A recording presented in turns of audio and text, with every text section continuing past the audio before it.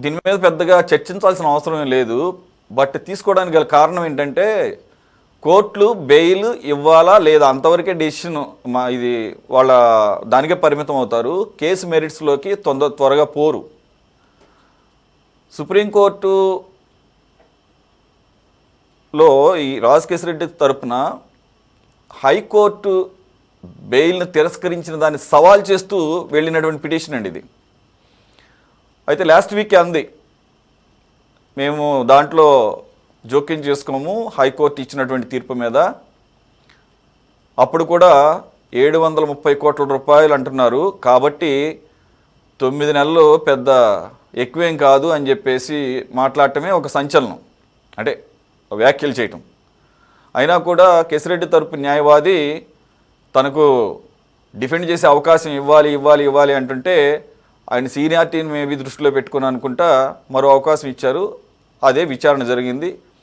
ఆ రోజే చెప్పేసింది దీంట్లో అసలు బెయిల్ ఇచ్చే అవకాశం లేదు, ఇంకోటి కింద హైకోర్టు ఇచ్చిన దాన్ని మేము దాంట్లో ఎటువంటి జోక్యం చేసుకోము, మీరు ఫ్రెష్గా మళ్ళీ బెయిల్ అప్లికేషన్ వేసుకోండి, అది కూడా కింది కోర్టులోనే అని చెప్పేసి రెగ్యులర్ బెయిల్.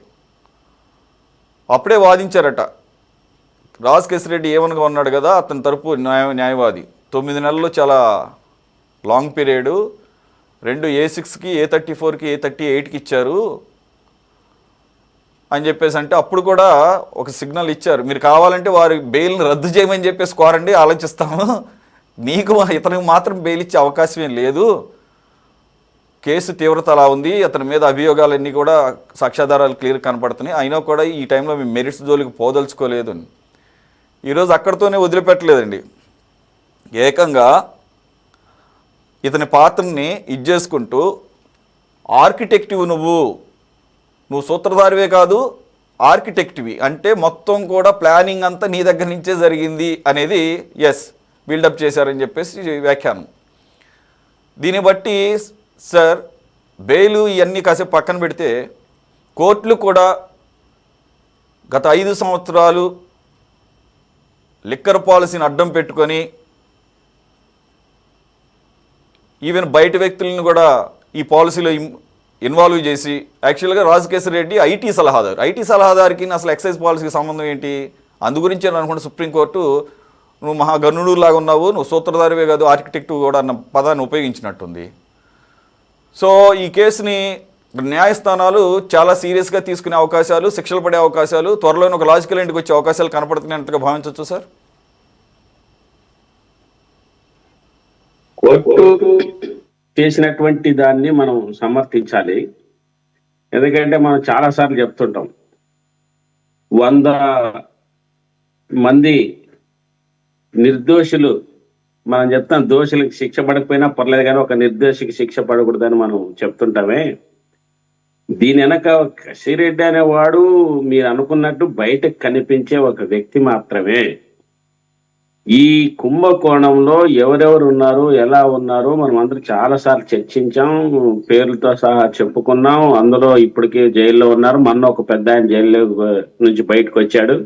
ఇంకా నేను జైల్లో నుంచి బయటకు వచ్చిన వెంటనే చూశారా నాకు బెయిల్ వచ్చింది, ఏం నేరం లేదని పెద్ద ఎత్తున ప్రచారం చేస్తున్నారు. ఇది అంతేకాకుండా దీని వెనక ఆ వచ్చినటువంటి డబ్బుని ఎలా పక్కదారి పట్టించడానికి ఎన్ని రకాల పేర్లతో బినామీలు సృష్టించారో అవి చూస్తుంటే ఆశ్చర్యం వేస్తుంది. ఆ డబ్బుని డైవర్ట్ చేయడానికి మరి ఇంత జరుగుతున్నా ఏం చేస్తున్నా సంవత్సరంన్నర అయినా దీంట్లో అనుమానం ఏమిటంటే, ఇంత సుప్రీంకోర్టే జోక్యం చేసుకొని బయటికి పెట్టేటప్పటికి మరి కేంద్ర ప్రభుత్వం తన దగ్గర ఉన్నటువంటి అన్ని రకాల వాళ్ళ దగ్గర అధికారాలు అంటారా లేకపోతే ప్రభుత్వ యంత్రాంగం అంటారా, మరి ఎందుకు కేంద్ర ప్రభుత్వం దీనిపైన సీరియస్గా చేయలేదు? మనం చూసాం, ఢిల్లీలో ముఖ్యమంత్రినే జైల్లో పెట్టి ఎంత ఘోరంగా శిక్షించింది, తెలంగాణలో ఉన్నటువంటి ప్రముఖురాలని జైల్లో పెట్టి ఎంత శిక్షించింది. ఎందుకు మన రాష్ట్రం పట్ల ప్రముఖుల్ని ఎందుకు ఈ రకంగా డైవర్ట్ చేస్తున్న దాంట్లోనే అనుమానాలు ఉన్నాయి. అంటే దీంట్లో కేంద్ర ప్రభుత్వంలో ఉన్నటువంటి ప్రముఖ బీజేపీ నాయకులకు కూడా ఏమైనా అస్తం ఉందా, లేకపోతే ఎందుకు ఇంత ఉదాసీనతతో ఉన్నారు? అంతేకాకుండా రాష్ట్ర ప్రభుత్వంలో ఉన్నటువంటి ఒక వైసీపీ కాదు తెలుగుదేశం సంబంధించిన వాళ్ళు కూడా పరోక్షంగా ఉన్నట్లు మనం గతంలో చర్చించాం. ఇబ్రాహీంపట్నంలో కానీ లేదా మదనపల్లి అక్కడ ఉన్నటువంటి తమ్మాళపల్లి నుంచి వచ్చినటువంటి అంశాలు ఇవన్నీ తెలుసు. అంటే జగమెరిగిన సత్యం ఇవన్నీ. కాబట్టి కసిరెడ్డి అనేవాడు కేవలం బయట కనిపించే ఒక తెర మీద కనిపించే వ్యక్తి. Screen pay, direction, producing, camera ఇవన్నీ ఎవరెవరు ఉన్నారో మనకు తెలుసు. అందుకోసం దీనిపైన చేసినటువంటి దర్యాప్తుని బహిరంగపరచడం ఒక ప్రధానమైనటువంటి అంశం. అది కేంద్ర ప్రభుత్వం ఆ పని చేయట్లేదు, రాష్ట్ర ప్రభుత్వం కూడా లేదు. ఎందుకంటే లడ్డు పైన మనం చర్చించాం. కేంద్ర ప్రభుత్వం విచారించి పెద్ద నివేదిక తయారు చేసింది. మొన్ననే చర్చించాం. శిక్ష చేశారా, కల్తీ నెయ్యి కలిసిందా లేదని. కానీ ఈ రోజుకి ఆ ఆ విచారణ చేసినటువంటి నివేదికను ఇప్పటికే బయటకు పెట్టలేదు. నిన్న వామపక్ష పార్టీలు పెద్ద ఎత్తున గొడవ చేశారు. ఎందుకంటే అసెంబ్లీ సమావేశాలు స్టార్ట్ అవుతున్నాయి కాబట్టి, రాష్ట్రంలో రాజకీయంగా ప్రజల్లో వ్యతిరేకత వస్తుంది కాబట్టి ఈ వ్యతిరేకతను పక్కదారి పట్టించడానికి ఏమో కానీ ఇప్పుడు ఇది ముందుకు తెచ్చారు. వైసీపీ గవర్నమెంట్ కూడా టీడీపీ కూటమి ఇంత వ్యతిరేకత, ఉదాహరణ వ్యతిరేకత నేను ఎందుకంటున్నానంటే, బీజేపీ ప్రభుత్వం బడ్జెట్ లో రాష్ట్రానికి ఎలా ద్రోహం చేసిందో మనం చూసాము. మరి కనీసం ఇంత జరుగుతున్న అసెంబ్లీ సమావేశాల సందర్భంగా అయినా కొన్ని మాట్లాడుతుందేమో అని చూసుకుంటున్నాం. కానీ ఈ అసెంబ్లీ సమావేశాల్లో కూడా నిజంగా వైసీపీ ప్రజా సమస్యలను పక్కదారి పట్టిస్తుంది అనుకో, అధికార కూటమి ప్రభుత్వం అయినా దాన్ని బయటికి పెట్టాలి. అందుకోసం ఈ మద్యం కుంభకోణంలో 100% కాదు, 100% కాదు, 1000% ఇది జరిగినటువంటి పెద్ద స్కాము. ఆ స్కామ్ లో ఉన్నటువంటి అందరూ ఇప్పుడు శిక్ష అనుభవిస్తారు. అసలైన సూత్రధారులు, పాత్రధారులు ఇంకా ఉన్నారు. దాన్ని తప్పించడానికి కేంద్ర ప్రభుత్వం కూడా ప్రయత్నం చేస్తుంది. ఆ కేంద్ర ప్రభుత్వం తప్పించడానికే ఈ 3 పార్టీలు మన జరిగినటువంటి పార్లమెంటు, ఉపరాష్ట్రపతి ఎన్నికల్లో కానీ లేదా ఉపాధి హామీ చట్టాన్ని మహాత్మా గాంధీ పేరు మార్చి రామ్జీ చట్టాన్ని మార్చే సందర్భంగానే ఈ రోజుకి వైసీపీ కూడా ఎన్డీఏలో అది అధికారికంగా భాగస్వామ్యం కాకపోయినా భాగస్వామ్యం వ్యవహరిస్తుంది కాబట్టి బీజేపీ కూడా చూసి చూడనట్లు వెళ్తుంది.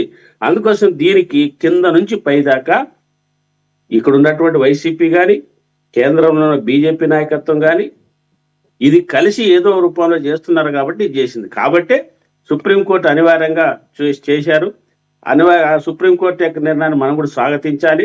కాబట్టి వాళ్ళు మాట్లాడింది ఏమిటంటే, ఒక్క సూత్రధారే కాదు, మొత్తం ఏ టు జెడ్ చేసిన దాంట్లో సూత్రధారని బయటికి కనిపించాడు కాబట్టి ఆయన పేరు చెప్పింది. కానీ అసలైన సూత్రధారులు, పాత్రధారులు ఎవరు అందరికీ తెలుసు.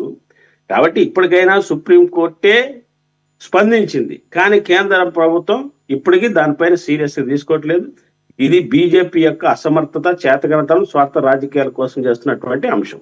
బట్ మన రాష్ట్రంలో ఉన్నటువంటి ప్రభుత్వం కూడా దీని చుట్టే తిరగకుండా ప్రజా సమస్యలను పక్కదారి పట్టించి, శాంతి భద్రతలను పక్కదారి పట్టించి, లడ్డు మద్యం దీని చుట్టూ తిరిగి రాష్ట్ర అభివృద్ధిని కుంటుపరచడానికి కనిపిస్తుంది.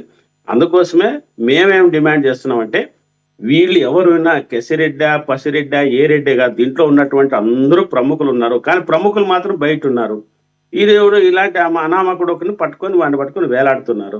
దీని అనుకున్నటువంటి దాన్ని పూర్తి విచారణ జరపాలి, అసలైన దోషులు శిక్షించాలి. ఇందులో ఎవరెవరు ఉన్నారో నివేదికలు బయటికి పెట్టాలి. అంతవరకు విచారిస్తున్నారు. నివేదికలు ఇప్పుడు దాకా మీరు చూడండి, ఏ నివేదిక బయటికి పెట్టలేదు. ఎందుకు? కారణం ఏమిటి?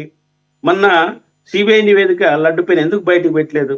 ఇప్పటికి బయట అనుమానాలు అట్లంట నివేదిక ఇట్లా చెప్పిందని చెప్తున్నామే తప్ప ఈ రోజుకి నివేదిక బయట పెట్టలేదు. అంటే దాని ఉద్దేశం కేంద్ర ప్రభుత్వం వైసీపీ పట్ల కూడా చూసి చూడనట్టు భవిష్యత్తు పరిస్థితుల రీత్యా ఉంది. కాబట్టి ఈ రకమైనటువంటి పరిస్థితి కనపడుతుంది.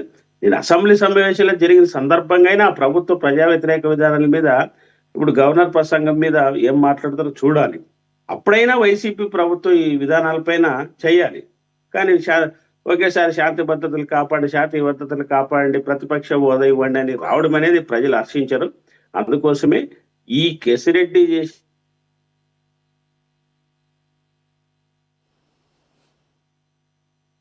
రైట్. వెంకటేశ్వర గారు, మీరు పాయింట్స్ అన్ని చెప్పేసినట్టుగానే భావిస్తున్నాను. 2 టెంపరీగా అదేదో హోల్డ్ అయింది.